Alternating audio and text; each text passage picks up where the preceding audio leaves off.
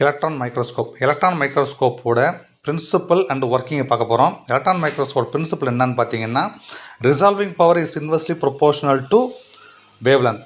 அதாவது எவ்வளோக்கு எவ்வளோ வேவ் லென்த் ஸ்மாலராக இருக்கோ அவ்வளோக்கு அவ்வளோ உங்களுக்கு வந்து மேக்னிஃபிகேஷன் அதிகமாக இருக்கும். ஸோ ஒன்றும் இல்லை, இதோட யூஸ் என்ன, அதாவது பார்த்தீங்கன்னா ஒரு பார்ட்டிக்கிளுக்கு வேவ் நேச்சர் இருக்குது, ஒரு பந்து இருக்குன்னா அதுக்கு ஒரு வேவ் நேச்சர் இருக்குன்றாங்க. அதான் வந்து வேவ் கேரக்டரிஸ்டிக் ஆஃப் பார்ட்டிக்கிள். அதோட அப்ளிகேஷன் தான் இந்த எலக்ட்ரான் மைக்ரோஸ்கோப். எலக்ட்ரான் மைக்ரோஸ்கோப் என்ன பண்ணுது, ஸ்மாலர் ஆப்ஜெக்ட், சரி வெரி வைரஸ் வைபிட்மன் அமீபா இந்த மாதிரிலாம் ஸ்மாலர் திங்க மேக்னிஃபை பண்ணுது. எவ்வளோ தூரம் மேக்னிஃபை, 1 மடங்கு 2 மடங்குல 2 lakh டைம்ஸ் மேக்னிஃபை பண்ணுது.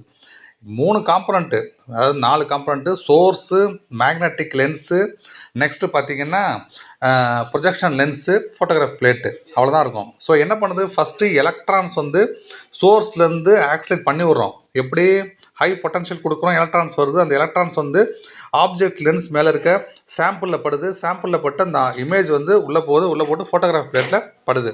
That's all. இதுதான் ஒர்க்கிங்கு.